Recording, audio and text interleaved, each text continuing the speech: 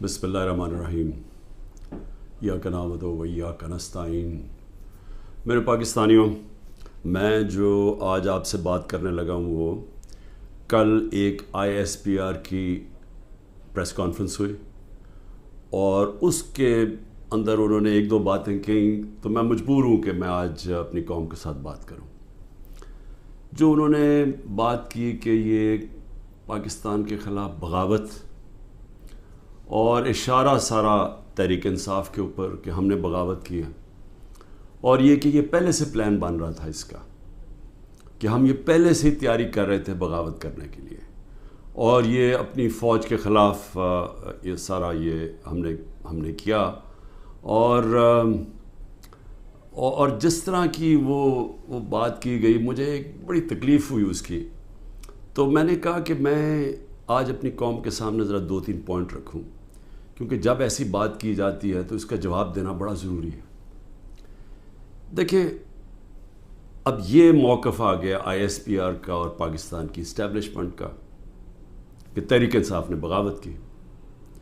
اب یہ دوسرا بھی ایک موقف ہے، یہ ہمارا بھی موقف ہے، یہ میرا موقف ہے، میری پارٹی کا موقف ہے کہ ہمارے خلاف پوری کانسپریسی کی گئی، ہماری گورنمنٹ گرائی گئی، جبکہ پاکستان کی تاریخ میں 2 سالوں میں ہمارے 2 سالوں میں بہترین معیشت اوپر جا رہی تھی۔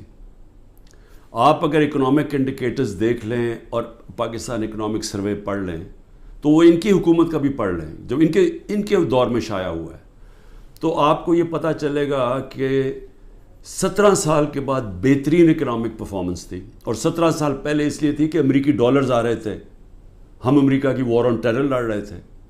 یہ امریکی ڈالرز آنے کے باوجود یہ اکانومی بڑھ رہی تھی، انڈسٹری بڑھ رہی تھی، ریکارڈ گروتھ ہو رہی تھی، اور اس کے باوجود کہ 2 سال کرونا میں ساری دنیا میں ایک بہت بڑا زوال آیا ہوا تھا، اس کے باوجود اللہ کا کرم کہ ہم نے اپنی معیشت کو بھی بچایا، ہم نے اپنے لوگوں کو بھی بچایا۔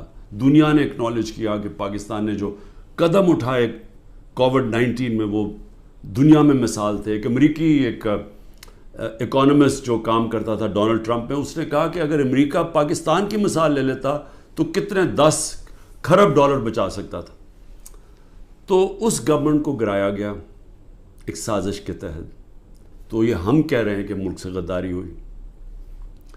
اس کے بعد 25 مئی کو ہمارے ساتھ جو ہوا، کسی پولیٹیکل پارٹی سے ایسا نہیں ہوا کہ وہ لانگ مارچ کر رہی ہے اور 2 دن پہلے گھروں میں گھس کے اٹھائے جا رہے ہیں لوگ، کتنے ہزار گھروں میں پولیس گھسی رات کے صبح کے 3 بجے۔ یہ پہلی دفعہ کسی پارٹی سے ایسے ہوا۔ 3 لانگ مارچز میرے خلاف ہوئی، بتائیں ایک بھی FIR کٹی؟ ایک دفعہ ہم نے کسی کو روکا؟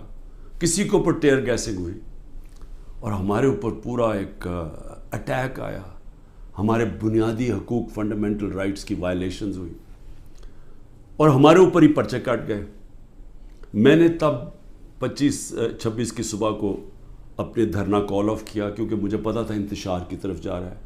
جو پارٹی الیکشن چاہتی ہے وہ انتشار تو نہیں چاہتی۔ تو اس کے بعد ہمارے اوپر یہ نہیں ہوا کہ سستیاں کم ہوئیں۔ جب ہم 30 بائی الیکشنز جیت گئے 37 میں سے، باوجود اس کے کہ پوری اسٹیبلشمنٹ کی سپورٹ تھی یہ 12 جماعتوں کی، میرے اوپر قاتلانہ حملہ ہوا، مجھے قتل کرنے کی کوشش کی گئی، میں اپنی FIR نہیں کٹوا سکا۔ یہ بھی سازش تھی، کیونکہ وہ طاقتور لوگ بیٹھے ہوئے تھے، میں کچھ نہیں کر سکا۔ پھر جو JIT بنی پنجاب کی ہماری گورنمنٹ تھی، اس نے جو چیزیں سامنے لے کے آئیں، جب وہ چیزیں سامنے آ رہی تھی کہ 3 شوٹر تھے ایک کی بجائے، وہ JIT کو سیبوٹاج کیا طاقتور لوگوں نے۔ سازش تھی، کیوں نہیں JIT کو چلنے دیا۔ اس کے بعد ہمارے اوپر میرے گھر پہ حملہ ہوتا ہے۔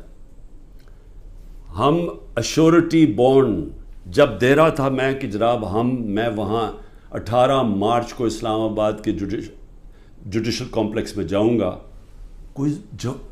کوئی قانونی جواز نہیں تھا میرے گھر پہ، 24 گھنٹے حملہ کیا، اور وہ ایشورٹی بانڈ بھی نہ لے پولیس، کیونکہ انہوں نے مجھے اغوا کرنا تھا یہاں سے۔ یہاں لوگوں کو زخمی ہوئے، سارا دن گھر اندر بیٹھ نہ سکے، 24 گھنٹے ٹیئر گیس گھروں کمروں کے اندر. کبھی کسی لیڈر سے ایسے نہیں ہوا. 18 مارچ کو پھر میرے اوپر ایک قاتلانہ حملہ ہوتا ہے. اللہ کا کرم ہے کہ میں بچ جاتا ہوں. سارا وہاں اوپر ISI نے اس کو ٹیک اوور کیا ہوا تھا، جو جوڈیشل کمپلیکس ہے. سی ٹی وی کیمرہ انہوں نے بند کر دیے. پوری تیاری تھی کہ عمران خان کو قتل کرنا تھا وہاں. وہ اللہ نے ایسا کرم کیا کہ وقت پہ ہم باہر نکلے. اگر اندر چلے جاتے تو دروازہ بند ہو جاتا تو ختم تھا. وہاں بچا میں. اس کے بعد اگلے دن یہاں 2 دن کے بعد 3 دن کے بعد ادھر ایک اور مرتضیٰ بھٹو ٹائپ قتل کرنا تھا. وہ مجھے پہلے پتہ چل گیا، میں نے ٹی وی پہ چلا گیا، وہ رک گئی بات. تو سازش تو کیا ہو رہی تھی؟ سازش یہ ہو رہی تھی کہ ایک پارٹی جو جیتنے جا رہی تھی الیکشن، اس کو پارٹی کو ختم کرنے کے لیے لیڈر کو ختم کرنا تھا. اور پلان تب سے ہی بنا ہوا تھا. کیسز شروع ہو گئے تھے مہینوں کے اندر. جیسے 70 سال میں ایک آدمی کے اوپر ایک کرمنل کیس نہیں ہوتا، چند مہینے میں آج 170 سے زیادہ کیس ہو چکے ہیں. یہ یعنی کون سا انصاف کا تقاضا ہے کہ ہر قسم کا جو ہر دوسرے دن کوئی نیا کیس ہو جاتا ہے. سارا میرا وقت ایک عدالت سے دوسری عدالت میں لگتا ہے. تو یہ کون سا، یہ ملک کی بہتری کے لیے ہو رہا ہے کہ ایک پارٹی، سب سے بڑی پارٹی کو باہر رکھنا؟ اس سے بڑی سازش کیا ہے؟